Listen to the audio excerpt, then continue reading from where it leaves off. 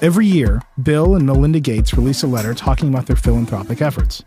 This year, the letter is all about the future, specifically how technology will dramatically change the lives of the poor in just the next 15 years. That's exactly the sort of thing we think about at The Verge, so we asked Bill Gates if he would be our guest editor in February as we explore the 4 areas he thinks will undergo the most change. As you might have guessed, Bill agreed, and I spent the afternoon with him talking about his vision for the next 15 years. He also talked a little smack about Bitcoin. It's kind of a special year because the foundation's now 15 years old, and also this year we have the UN looking at the Millennium Development Goals, which were the world's progress from 1990 to 2015, and adopting the next 15 years of goals. So what can we get done by 2030? So we pick health, education, farming, and banking and say, we think some very dramatic things can happen. In fact, we go as far as to say we bet that life for the poorest will improve more in this 15-year period than it ever has before. So let's get right into the 4 areas. I want to start with health because I think that is where you're making both a set of big bets on what technology can do and on what just fixing the infrastructure can do. So what are the sort of the 2 areas that you see happening in health? Yeah, health is where we've spent the most money. The majority of our work has been there. Part of that is the upstream science, inventing new vaccines, and part of it's been the downstream. Once you have those vaccines, how do you get them out to all the world's children? We're raising the money so that the limited budgets of those countries don't block them from getting even the very latest vaccine. So one for diarrhea called rotavirus. Next 5 years we'll get out to all the kids. One for respiratory disease called pneumococcus. We'll get out to all the kids. And those 2 alone will save over 500,000 lives. And that's why we think we can go from the 1 in 20 kids, 5% who died before the age of 5, now, 15 years from now, get that down to be 1 in 40. In addition to health, Gates thinks farming will get far more productive for the world's poor. Well, to get agricultural productivity up, you want many factors working in your favor. You want better seeds. You want farmers to adopt the best seeds. The farmers have got to be a lot more educated because they can often grow 2 crops in a season, and the way they deal with soil health by rotating the crops can make a big difference. They also need a credit system because if they don't have the money to get fertilizer, that alone will cut their productivity very substantially. And so that farmer education system, that's sometimes called the extension system, the R&D to make those better seeds, which is really very underfunded, by managing those things well, we predict that we'll get African productivity up to 1.5 times where it is today.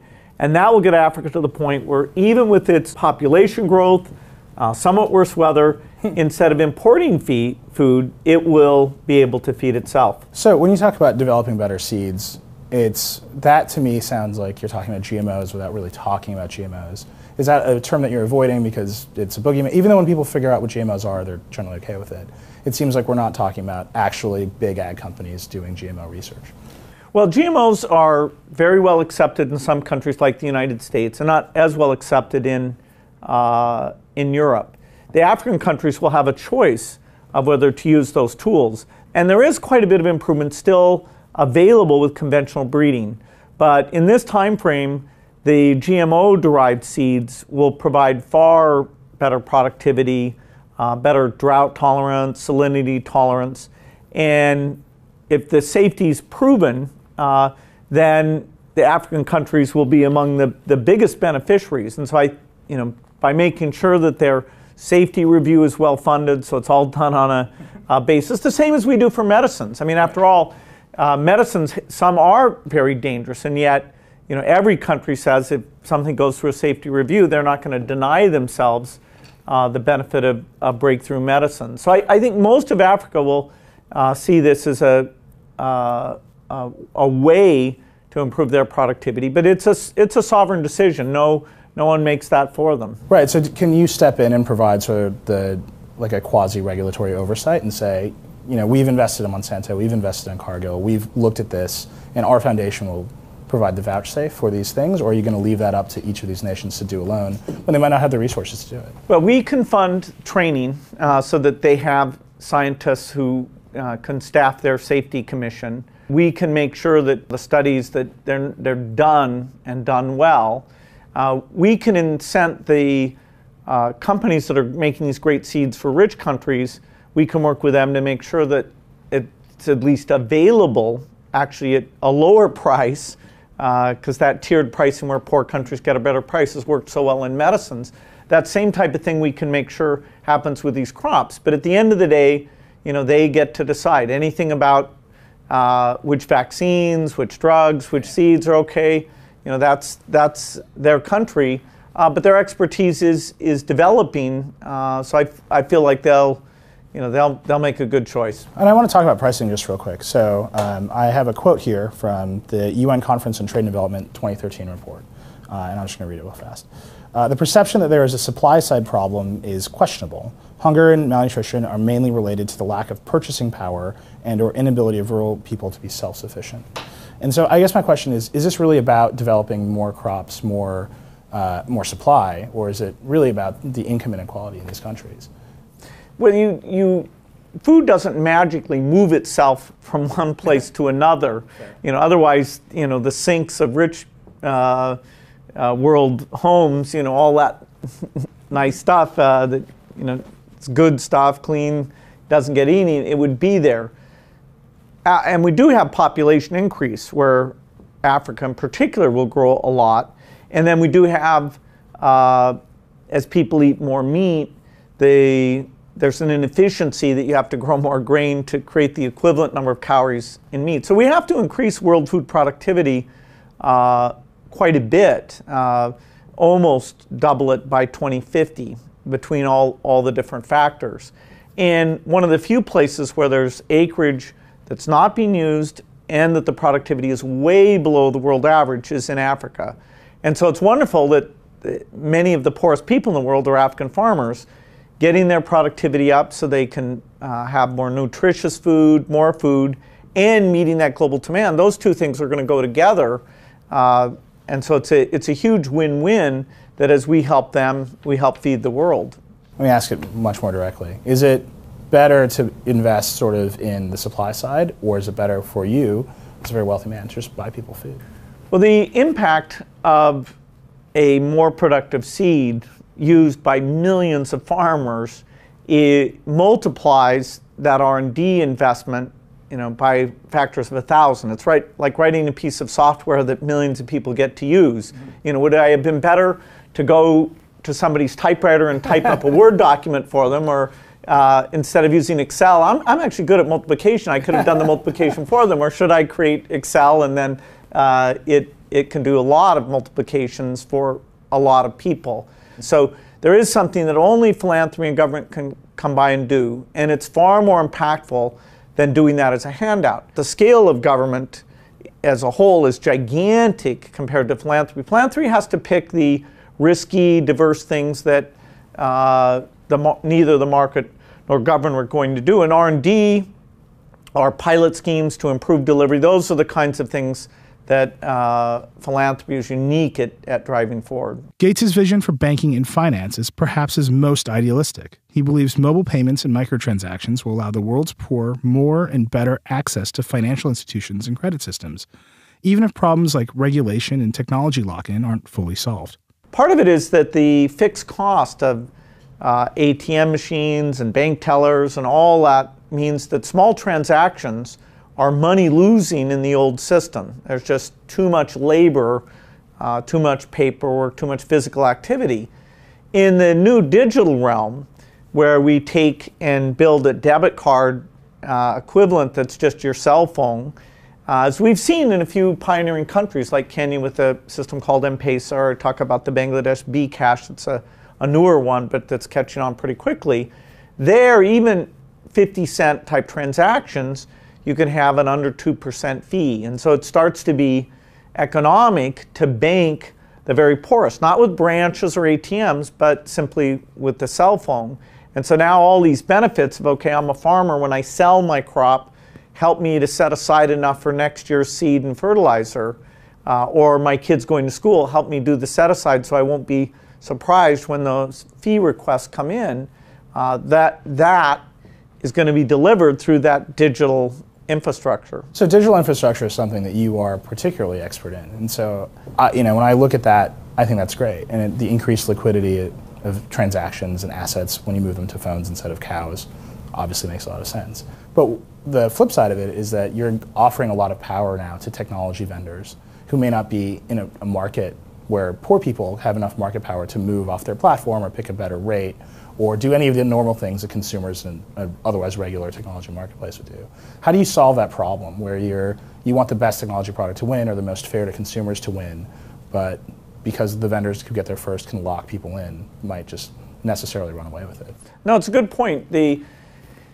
There's a need for a utility type service that lets you move money when you want to pay someone else, pay a store, so that you can pay a store no matter if they use the same bank as you do. You can pay your relative in the rural areas no matter if you use a different bank, or if you want to switch your account from bank 1 to bank 2. And so a lot of our work to get this low-cost digital debit card using the cell phone going is making sure the regulator has set up the right safeguards, and that includes a money transfer system that has very low fees that lets, and insisting that every bank that's licensed connect up and have these reasonable fees. It's kind of like phone number portability is in the mobile space, that you can switch a carrier and not have to change that phone number. And so that's why the foundation's role in working with these regulators and taking lessons from different countries will help get this into the most pro-poor form we can. So let me ask you, because there's another answer to this question. So you're talking about relying on regulatory infrastructure and banks participating, but there are many, many investors and smart people out there who will tell you that the answer to these questions is Bitcoin. So what do you think about Bitcoin as a solution to these problems? Well, the effort to make sure your Bitcoin provider isn't going to lose your money and your understanding of the volatility of Bitcoin, I'd hardly say that's ready for poor people to have it go up and down by a factor of 2 and oops, I was at Mount Gox, now that's not good, now I'm at bit whatever. So that basic technology shows that digital can do these things very cheaply, and the fees that have been built up over time won't stand up even for small transactions. Now, making sure that the thing is fraud resistant and money can be refunded, there's somebody you call up if you think you transferred to the wrong account or your account to balance is not what you expect. And so I'm not thinking that the poor should get out there on the cutting edge. Also, governments for most transactions will want attribution. That is the idea of a system where you can't see, is that drug money? Is it terrorist money? Should that be taxed? You're going to have some tension between the attributed systems like credit card, debit card systems, where there's actually a record of who's engaging, and the purely anonymous ones. But the one I see us getting to critical mass, along with the government regulatory support we need, is one where it's attributed, where we can see who actually did this transaction. Gates also thinks education will dramatically improve in developing countries as online learning tools make it easier for students and teachers to connect around the world. Well, the availability of the world's best teacher who can see where you're confused, set the right pace for you, where all your engagement with that material, your teacher or your parent or your friend can connect up and see where you're stuck and give you some advice. We're not there yet. 15 years ago, we were just sticking cameras in front of people and putting it online and saying, okay, isn't that the solution? Now, people like Khan Academy and hundreds of others have said, okay, the lecture piece is part of it, but interactive problem sets and having your coach see what it is and understanding the nature of what you might be confused about and explaining to you why you should gather this knowledge. And so the view is that over the next 15 years, that type of material will be wildly better than even the best is today, and it will be available through phones and tablets. It won't replace face-to-face, the social context, the relationship with that teacher, but it'll be playing a gigantic role in letting you catch up, move ahead, and overcome whatever limitations your class size has. So you might be the most famous motivated learner of all time. And one thing that you had that when you talk about this vision that these kids might not have is you were surrounded by open systems by which you could tinker and play. So I think about critical skills 15 years in the future, and I think programming is one of those skills, and building and hacking is one of those skills. And if you're doing it on a phone, even one of Microsoft's phones or Apple's phones, or you're doing it on tablet, to some extent, one of Microsoft's tablets, one of Apple's tablets, these systems are closed. They don't let you tinker and get in there. How do you see, like, where do you see that next generation of hackers coming from in the developed world if they can't have access to sort of the inside? Well, I'm sure that it doesn't exist as well as it should today, but there should be sandboxes even inside, take the extreme case, iOS, where you can kind of have arbitrary code. So, we should be able to let people play around. I'd have to say that the priority of getting people coding and exposing to code, that's something, I'm a backer of code.org. I think they're doing a good job. A day of coding, girls that code, lots of good movement there. Because we're not dealing with the basics of reading and writing in these poor countries, I think, for the next 15 years, most of the energy is going to go into the basics. So I'm enthused about people programming. I think we can enable it, but our agenda is really at the more basic level. So I think this is really important, and it's something you bring up in your letter. You talk a lot about the systemic inequality in education, particularly in the developed world, particularly for girls. I haven't seen a lot about how you intend to address it. You just acknowledge that it's a problem, and if you add the tools, women with the means and motivation to use them will use them. But how do you really attack the systemic inequality there? Well, if you look at primary school enrollment, secondary school enrollment 15 years ago versus today, countries are making a lot of progress on this. The idea that parents should not keep the girl in the house, should let her go out. To primary school, that's broadly accepted. Now we need to get there for secondary school. The United States now, business school, medical school, male-female ratios are actually, in some cases, favoring the women. It's still the sciences, particularly the very hard sciences, and particularly as you get up to the PhD level, where we still have this huge gender imbalance. It's a very cultural thing. Each country may have slightly different tactics of how they get the parents' mindset about the investment in both boys and girls are equally valuable, equally important. Here on The Verge, we'll be hearing more from Bill Gates throughout the month of February as he narrates our series, The Big Future, and we write features about his areas of change.